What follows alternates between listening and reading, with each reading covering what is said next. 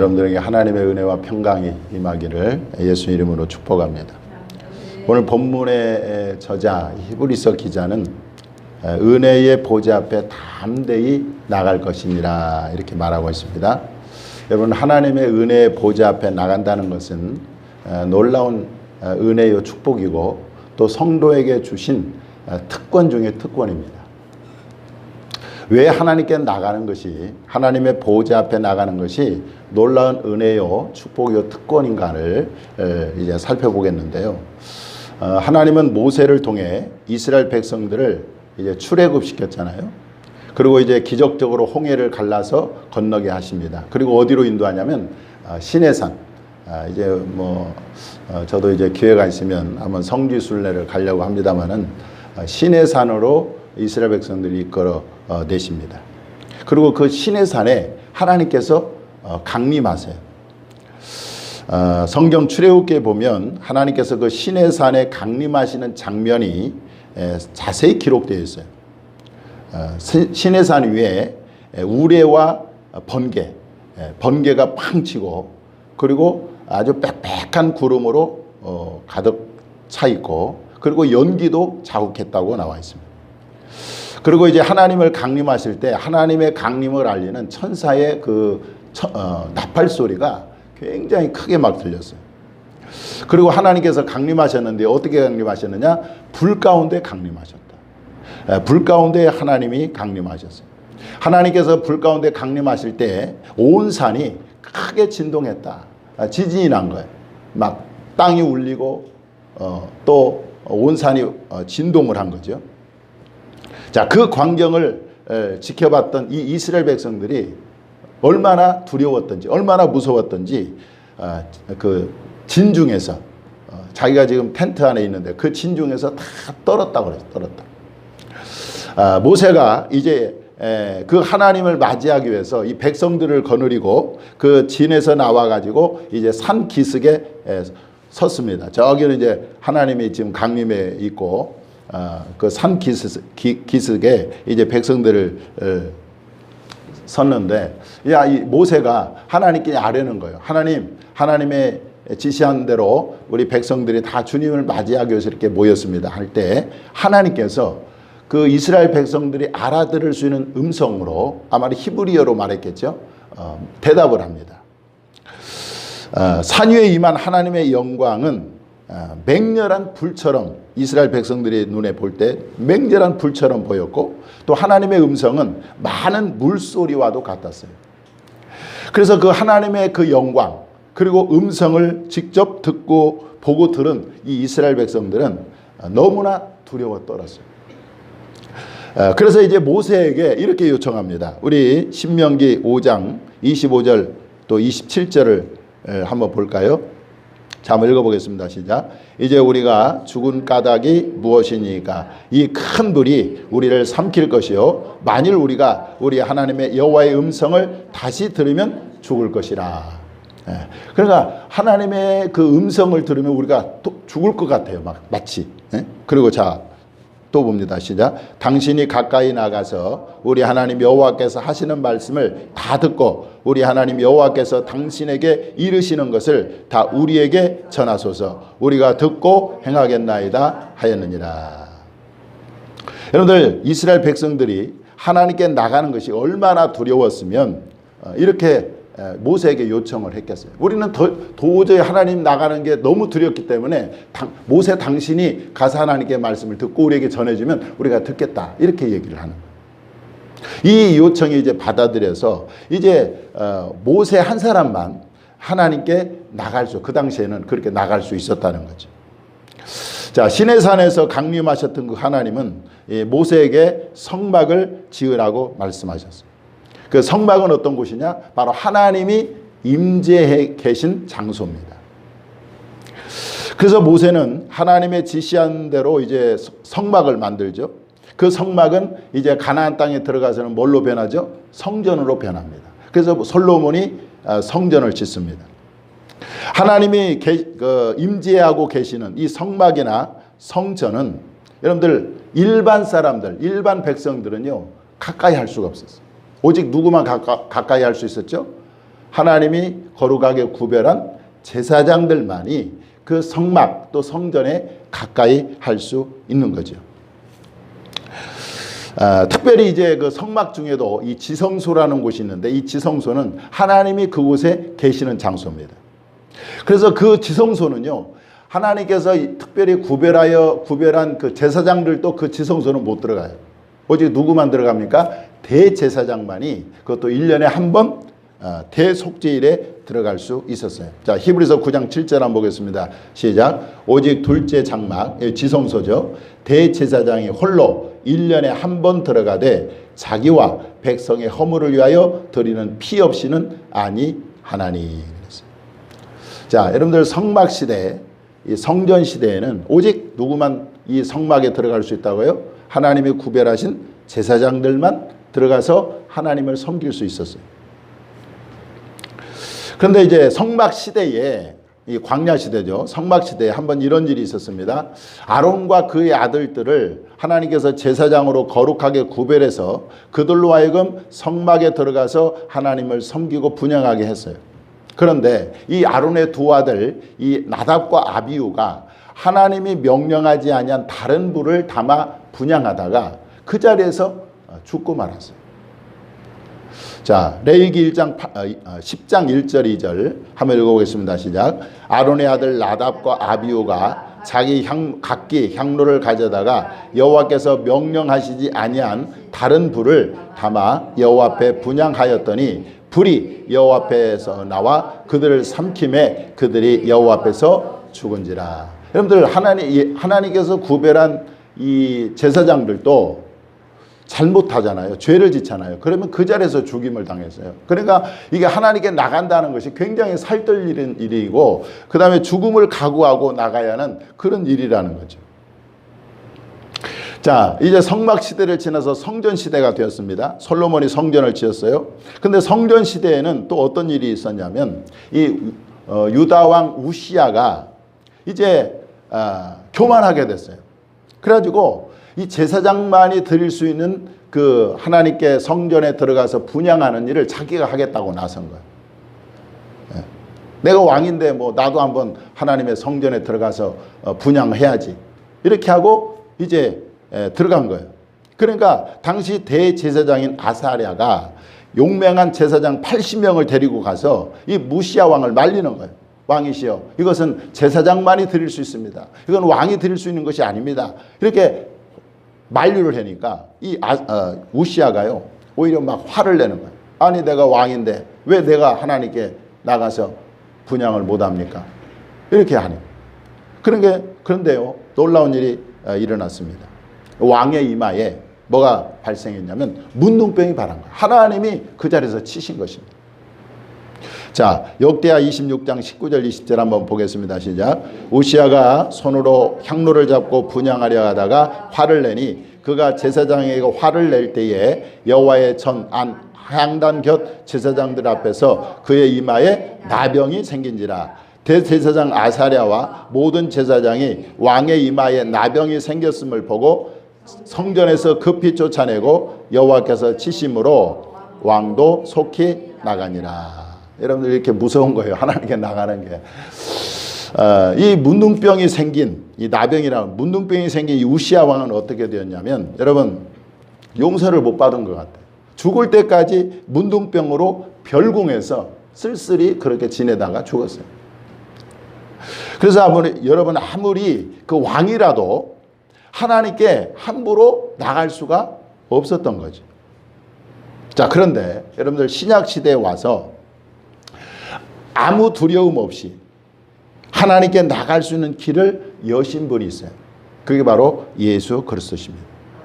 예수님이 인류의 죄를 대신 짊어지고 십자가에 죽으신 그 순간에 놀라운 한 사건이 벌어졌는데, 그것은 바로 성전 휘장이 위에서부터 아래까지 찢어져 둘이 되었어요. 자, 이것은 어떤 의미를 갖고 있냐면, 그동안 죄로 막혀있던 하나님께 나가는 길이 예수 그리스도로 말미암아 활짝 열렸다는 것을 의미하는 것입니다. 자, 히브리서 10장 19절 20절 한번 보겠습니다. 시작. 그러므로 형제들아 우리가 예수의 피를 힘입어 성소에 들어갈 담력을 얻었나니 그 길은 우리를 위하여 휘장 가운데 열어놓으신 새로운 살 길이요 휘장은 곧 그의 육체니라. 그러니까 구약시대 성막시대나 성전시대나 그때는요 하나님이 구별한 제사장만 하나님께 나갈 수가 있었어요. 그리고 왕이든 제사장이든 그 자리에서 잘못하면은요 하나님께서 즉각 징계를 해가지고 죽거나 그렇게 병에 걸려서 비참한 삶을 사는 경우가 많았어요. 그런데 주님께서 십자가에서 그 죄를 완전히 해결했기 때문에 이제는 하나님과 나 사이, 우리 인류 사이에, 우리 사이에 맡겼던 그 죄의 담이 허물어져 버렸단 말이에요. 그래서 주님이 하나님께 나가는 그 길을 완전히 활짝 열어놓은 거예요. 할렐루야. 그러므로 여러분 누구라도 아무 두려움 없이 이제 하나님께 담대하게 나갈 수 있게 된 것입니다. 할렐루야. 어디까지 나갈 수 있죠? 오늘 본문에 보니까 하나님의 은혜의 보좌 앞까지 아무 두려움 없이 담대하게 나갈 수 있게 되었다는 거예요. 그러니 여러분 하나님의 은혜의 보좌까지 나갈 수 있다는 것이 얼마나 큰 은혜요 축복이요 특권인지 여러분들 이제 아시겠죠? 아시겠죠? 자, 그럼에도 불구하고 오늘날 하나님께 나가는 성도들이 너무 적다는 거예요. 이게 아이러니입니다. 하나님께 나오는 사람들, 하나님께 나가는 사람들이 극소수에 적은 사람이라는 거예요. 19세기 말 영국 감리교회 영적 지도자였던 사무엘 체드웩이 이렇게 말했습니다. 지금 그리스도인들의 심각한 죄는 하나님을 찾는 일에 게으르다는 것이다. 또 미국의 A.W. 토저 목사는 이렇게 말했습니다. 왕의 식탁에 앉아 왕과 교제의 즐거움을 나눌 권리가 자기에게 있다는 것을 모르는 사람들이 얼마나 많은가. 이것은 내가 해 아래서 본 악한 일이며 우리를 슬프게 하는 무거운 마음의 짐이다. 우리는 예수님께서 열어놓으신 그 은혜의 보좌까지 나가서 하나님과 교제할 수 있는 그 권리가 우리에게 있음에도 불구하고 오늘날 많은 그리스도인들이 이것을 모르고 하나님께 나가는 일이 나가지 않는다는 거죠. 여러분 하나님의 은혜의 보좌 앞에 나가는 성도에게 주시는 은혜가 무엇입니까? 그것은 첫째는 긍휼입니다. 긍휼. 오늘 본문에 보니까 그러므로 우리가 긍휼하심을 받고라고 되어 있어요. 여러분들 이 하나님의 긍휼 속에요 하나님의 놀라운 은혜들이 다 거기 속에 들어있어요. 바울은 이 하나님의 긍휼 속에 뭐가 들어있느냐, 여러분들 구원도 그 안에 들어있어요. 우리가 거듭나는 것도 거기에 들어있습니다. 그리고 우리가 성령으로 새롭게 되는 것, 새 사람 되는 것도 그 긍휼 속에 들어있는 거예요. 뿐만 아니라 성령을 충만히 받는 것뿐만 아니라 우리가 의롭게 되고 그리고 영생을 얻고 그 다음에 하나님 나라의 상속자가 되는 것 역시 어디에 들어있어요? 그 긍휼 속에 들어있는 거예요. 자, 우리 한번 디도서 3장 5절 6절 7절을 한번 큰 소리로 한번 읽어보겠습니다. 시작. 우리를 구원하시되 우리가 행한 바 의로운 행위로 말미암지 아니하고 오직 그의 긍휼하심을 따라 중생의 씻음과 성령의 새롭게 하심으로 하셨나니 우리 구주 예수 그리스도로 말미암아 우리에게 그 성령을 풍성히 부어주사 우리로 그의 은혜를 힘입어 의롭다 하심을 얻어 영생의 소망을 따라 상속자가 되게 하려 하심이라. 아멘. 여러분들 구원, 우리가 거듭나는 것, 그리고 성령으로 우리가 새롭게 되는 것, 그리고 우리가 성령을 충만하게 받는 것, 그리고 의롭다함을 받는 것, 영생의 소망을 얻는 것, 그리고 하나님 나라의 상속자가 되는 것, 이 모든 것이 어디에 들어있다고요? 긍휼 속에 들어있다. 긍휼 속에. 그러므로 여러분 우리는 이러한 은혜들을 얻기 위해서 어디로 나가야 돼요? 하나님의 은혜의 보좌 앞에 나가야 되는 것입니다. 그리고 하나님께 은혜를 구해야 돼요. 긍휼을 구하는. 하나님 나에게 구원의 은혜를 주옵소서. 하나님 나에게 거듭남의 은혜를 주옵소서. 하나님 나에게 성령을 충만하게 부어주옵소서. 하나님 나를 새롭게 하옵소서. 내가 하나님 나라의 상속자가 되게 하옵소서. 이렇게 하나님의 은혜 보좌 앞에 나가서 끊임없이 우리가 궁유를 구할 때 하나님께서 이것을 값없이 저와 여러분에게 선물로 주실 줄 믿습니다. 우리가 하나님의 은혜 보좌 앞에 나갈 때 나가는 성도에게 주시는 은혜가 또 뭐냐? 두 번째로는 풍성한 복입니다. 따라서 풍성한 복. 더 크게 풍성한 복. 여러분들 하나님께서 주의 보좌로 나오는 자들에게 쌓아두신 은혜가 있다고 성경에 나와 있어요. 쌓아두신 은혜. 자, 시편 31편 19절. 주를 두려워하는 자를 위하여 쌓아두신 은혜. 곧 주께 피하는 자를 위하여 인생 앞에 베푸신 은혜가 어찌 그리 큰지요 그랬어요. 우리가 하나님 앞에 나갈 때 하나님께서 우리에게 주시려고 쌓아두신 은혜가 있다는 거예요. 근데 지금도 그 쌓아두신 은혜가 아직도 쌓여 있다는 거예요. 왜 쌓여 있을까요? 하나님께 나오는 사람이 적기 때문에. 야고보서 1장 17절에 보면 각양 좋은 은사와 온전한 선물이 다 위로부터 빛들의 아버지께로부터 내려온다고 말씀합니다. 그뿐만이 아니에요. 하나님의 보좌 앞에 나오는 자들에게 하나님께서요, 성경에 보면 얼마나 많은 복이 약속되어 있는지 몰라요. 그걸 하나하나 이제 살펴보겠는데, 여러분, 하나님의 보좌 앞에 나오는 자들에게 하나님께서 많은 복을 약속하고 계세요. 어떤 복을 약속하고 있는가? 자, 한번 야고보서 1장 5절 보겠습니다. 한번 읽어보겠습니다. 시작. 너희 중에 누구든지 지혜가 부족하거든 모든 사람에게 후히 주시고 꾸짖지 아니하시는 하나님께 구하라. 그리하면 주시리라. 여기서 제가 지금 밑줄을 쳐놓은 것이, 여러분들, 하나님은요 모든 사람에게 후히 주신다는 거예요. 후히 주신다. 그러면 하나님께 구할 때 하나님께 은혜 보좌 앞에 나와서 지혜를 구하고 은혜를 구하는 자에게 하나님께서는 후히 주신다는 거예요.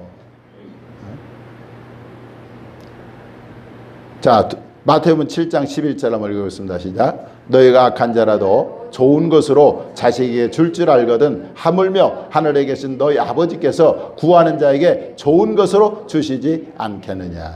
뭘 줘요? 좋은 것 주신다는 거예요. 너희 아버지께서 구하는 자에게 좋은 것을 주시지 않겠느냐. 자, 시편 34편 10절 읽어보겠습니다. 시작. 젊은 사자는 궁핍하여 줄일지라도 여호와를 찾는 자는 모든 좋은 것에 부족함이 없으리로다. 아멘. 모든 좋은 것에 부족함이 없으리로다. 여러분, 이래도 하나님의 은혜 보좌 앞에 안 나가실랍니까? 또 있어요. 자, 히브리서 11장 6절 시작. 믿음이 없이는 하나님을 기쁘시게 하지 못하나니 하나님께 나가는 자는 반드시 그가 계신 것과 또한 그가 자기를 찾는 자들에게 상 주시는 이심을 믿어야 할지니라. 아멘. 주님 이곳에 계세요. 오늘 여러분들 주님 앞에 나왔는데 주님을 찾는 여러분들에게 하나님께서 반드시 상을 주십니다. 반드시 복을 주세요. 하나님께 나오는 자는 결코 하나님께서 거저 보내는 일이 없어요. 후히 주시고 넘치도록 부어주시는 거예요. 네. 여러분들 집에 돌아가면 아마 좋은 일이 있을 겁니다. 그뿐만이 아닙니다. 시편 107편 9절 한번 보겠습니다. 시작. 그가 사모하는 영혼에게 만족을 주시며 줄인 영혼에게 좋은 것으로 채워주심이로다. 하나님은요 우리에게 뭘 줘요? 좋은 것 주신다는 거예요. 좋은 것. 누구에게? 찾는 자에게. 또 자, 마지막으로 한 구절을 보겠습니다. 로마서 10장 12절 시작. 유대인이나 헬라인이나 차별이 없습니다. 한 분이신 주께서 모든 사람의 주가 되사 그를 부르는 모든 사람에게 부요하시도다. 그를 부르는 모든 사람에게 부요하신다는, 부요하신다. 이렇게 풍성한 복을 성경에 약속하고 있음에도 불구하고 오늘날 성도들이 하나님의 은혜의 보좌 앞에 나가지 않아서 받지 못하는 복이 얼마나 많은지 몰라요. 그래서 영국의 레오나드 레이븐 힐 목사님 이렇게 말했습니다. 그리스도인은 그리스도 안에서 무한한 영적 부를 누릴 수 있지만 뭐에 허덕이고 있어요? 가난에 허덕이고 있어요. 왜? 하나님께 나가지 않으니까. 하나님께서 하나님의 자녀들을 위해서 쌓아놓으신 복이 어마어마한데 영적 무한한 부를 누릴 수 있지만은 가난에 허덕이고 있다는 거예요. 왜? 나가지 않으니까. 그러면 여러분 은혜의 보좌 앞에 수시로 나갈 수 있기를 바랍니다. 그래서 하나님이 준비하신 그 풍성한 복을 다 받아 누릴 수 있기를 바랍니다. 자, 하나님의 은혜의 보좌 앞에 나가는 성도에게 주신 은혜가 뭡니까? 셋째는 때를 따라 돕는 은혜입니다. 오늘 본문에 보니까 때를 따라 돕는 은혜를 얻기 위하여 그랬잖아요. 때를 따라 돕는 은혜를 받는 거예요. 때를 따라 돕는 은혜, 이게 굉장히 중요한 거예요. 때를 따라 돕는 은혜. 요즘 여러분들 주만나 큐티 보고 계시죠? 좀 열심히 잘 올리시더만 또 이제 좀 뜸하십니다만은, 여러분 그 주만나 큐티가 지금 그 다윗의 삶을 다루고 있잖아요. 이제 다윗이 사울왕을 피해서 이제 도망 다니는 내용인데, 다윗이 이 도망 다니는 그 중에도 매 순간마다 하나님 앞에 나가서 묻고 행하는 것을 봅니다. 그런 그에게 하나님은요, 때마다 돕는 은혜를 주십니다. 저는 이 다윗의 그 주만나 큐티를 보면서 하나님께서 정말 그 때마다 돕는 은혜를 주신다는 것을 많이 깨달아요. 그 이제 몇 가지 예를 한번 들어보면요, 다윗이 사울왕을 피해서 이제 적국인 이 블레셋 나라의 그 가드 왕에게 이제 망명을 갑니다. 망명. 하도 막 사울이 잡아서 죽이려고 하니까 이제 여기서 있다가는 내가 제명에 못 살겠다 해가지고 그 적국이에요. 블레셋이 얼마나 이스라엘의 그 적국인지 몰라. 근데 그 적국 가드 왕에게 망명해 갑니다. 망명해.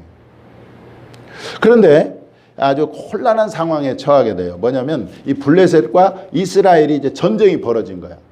그러니까 이 아기스가, 이 가드 왕 아기스가 다윗에게 말을 합니다. 네가 나에게 충성을 보여라. 네가 망명해 왔는데 네가 진짜 망명한지 내가 한번 시험해 보겠는데 나랑 같이 가서 이스라엘과 싸워라. 그래서 충성심을 나에게 보여줘라. 이렇게 요구를 하는 거예요. 그러니까 다윗 입장에서는요, 안 나갈 수가 없는 거예요.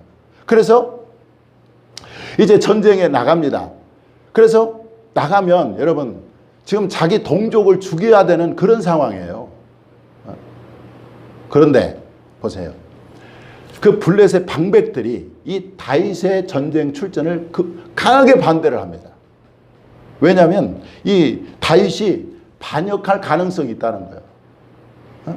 이 사람 같이 전쟁터 나가서 만약에 칼을 거꾸로 들어서 우리를 공격하면 어떻게 하겠느냐. 이 사람 같이 못 나간다. 해가지고 다윗을 전쟁 나가는 것을 반대해서 결국은 이 다윗이 전쟁에 못 나가요. 이렇게 해서 다윗이요, 동족 이스라엘을 죽이려 하는 이 곤란한 상황을 모면하게 합니다. 할렐루야. 저는요, 이 방백들을 반대케 한 분이 바로 하나님이 역사하셨다고 믿어요. 이게 바로 때마다 돕는 은혜라는 거죠. 자, 전쟁에 출전하지 못한 다윗이 이제 따르는 부하 600명을 데리고 자기가 이제 거주하는 시글락성에 가보니까 이게 웬일이야. 그 성을 비운 사이에 이 아말렉이 쳐들어와 가지고 성을 불태우고, 그리고 그 남아 있었던 그 아내들 있잖아요. 자식들, 아이들, 그리고 늙은 사람들, 이 사람들 다 사로잡아 간 거예요. 여러분들 큰 불행이죠. 그런데 여기서도 하나님의 그 돕는 은혜를 저는 발견하게 돼요. 자, 사무엘상 30장 2절을 한번 보겠습니다. 거기에 있는 젊거나 늙은 여인들은 한 사람도 죽이지 아니하고 다 사로잡아 끌고 자기 길로 갔더라. 이렇게 나와요. 저는 이 대목 보세요. 보통 여러분들 약탈자들이 이 젊은 여자를 보면 겁탈을 해서 죽이는 것이 그냥 예산일이에요.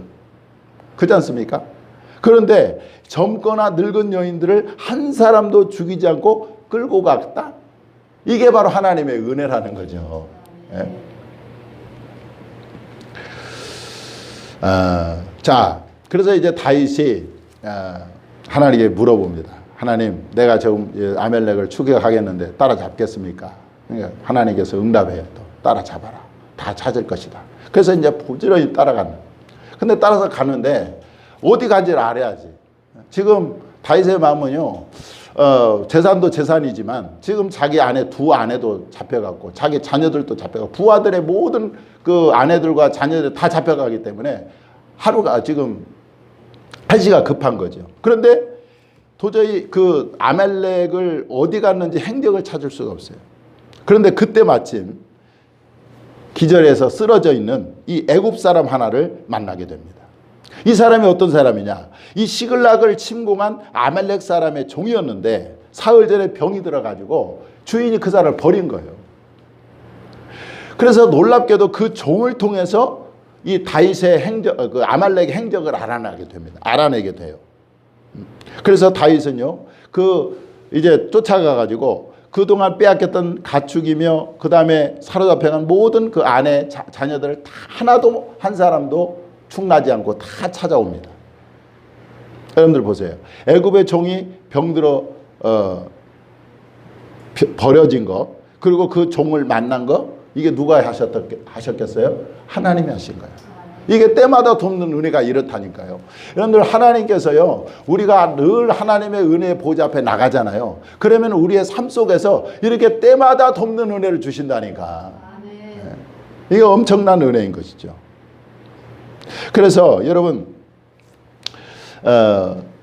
예수 믿는 사람이라고 해서 어려움을 안 만나는 게 아니에요. 다윗도 보면은요, 도망 가운데 하나님을 그렇게 잘 섬겼는데도 시글락에 불타고 포로로 잡혀가고 막 도망다니고 이런 어려움을 당하잖아요. 그런데 그런 날 하나님의 은혜의 보좌 앞에 나가서 하나님의 얼굴을 구하고 하나님을 찾고 할 때에 하나님께서 그렇게 때마다 돕는 은혜를 주셔서 어떤 어려움을 만나도 능히 극복하고 이기고 승리하게 하시는 것입니다. 영국의 스펄전 목사님은 오늘 우리가 읽은 본문을 설교하면서 이렇게 말했습니다. 우리는 모든 소원을 가지고 기탄 없이 나가야 한다.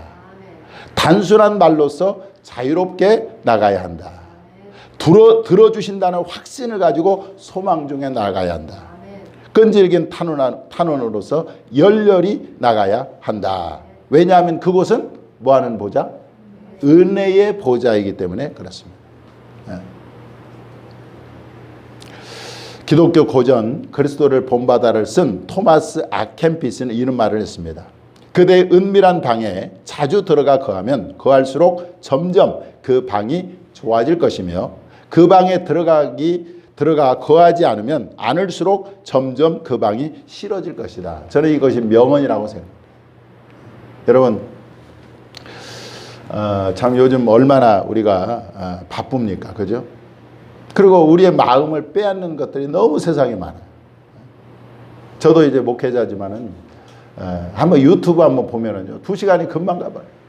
그렇다고 다 유용한 것들이죠. 그런데 그렇게 해서 우리가 하나님의 은혜의 보좌 앞에 나가는 그 시간들을 너무 세상에 우리가 많이 뺏기고 있다는 거예요. 그래서 여러분, 우리가 정말 중요할 건 뭐냐면 이 기도하는 시간을 확보하는 것이 굉장히 중요합니다. 하나님께 나가는 시간을 확보하는 것이 굉장히 중요해요. 그래서 우리는 사도들을 보면은요, 시간을 정해놓고 기도했어요. 제9시 기도 시간에, 제6시 기도 시간에, 제3시 기도 시간에. 성경에 그렇게 나와요. 사도행전을 보면. 그래서 이 기도하는 시간을 확보하는 것, 하나님께 나가서 하나님의 은혜의 보좌 앞에 나가서 하나님과 대면하는 것, 이것은요, 우리가 정말 마음을 들여서 그 일을 해야 된다는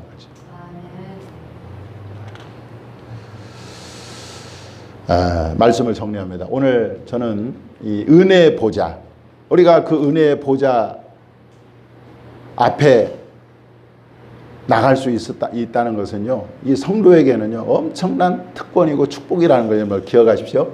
그리고 끊임없이 하나님의 은혜 보좌 앞에 나가세요. 그리고 긍휼을 구하십시오.